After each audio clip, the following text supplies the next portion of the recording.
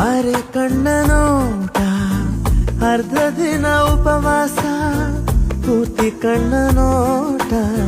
ಪೂರ ದಿನ ವನವಾಸ